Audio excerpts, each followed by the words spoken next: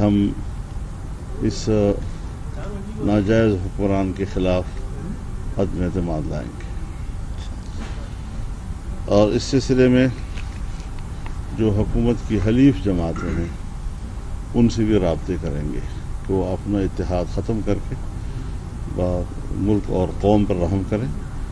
اور ملک کے مستقبل اور عوام کی بدحالی جو اس وقت ہے اس کو مد نظر رکھیں اور ایسی حکومت کے اتحادی بننا جو ہے وہ شاید اب مزید سیاسی طور پر اور اقتصادی طور پر ملک کے لیے مفید نہیں ہے۔ کہ عدم اعتماد کی تاریخ کون سی ہوگی، اس سے آگاہ کر دیں۔ میں نے عرض کر دیا ہے آپ سے کہ پہلے ہم کچھ جو پیشگی اس پر ہوم ورک ہوتا ہے وہ مکمل کریں،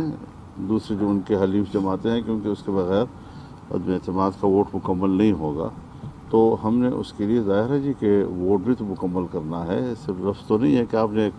روایتی طور پر ایک چیز پیش کر دی اور بس ختم ہو گئی بات۔ ایک تو لانگ مارچ کیا جائے گا یا نہیں کیا جائے گا، اور دوسرا سوال یہ ہے بحیثیت پی ڈی ایم سربراہ کے آپ بلاول بھٹو زرداری سے معذرت کریں گے کہ یہی بات انہوں نے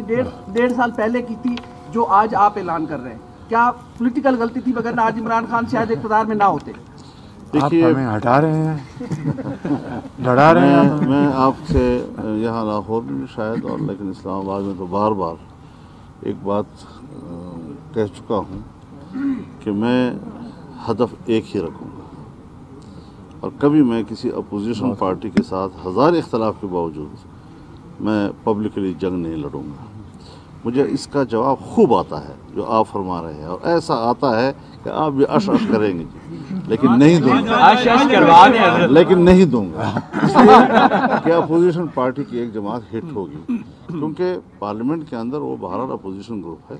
اور اپوزیشن کے ساتھ دو محاذوں پہ جنگ لڑنا یہ تو سیاسی لحاظ سے میرا خیال میں کوئی دانشمندی والی بات نہیں۔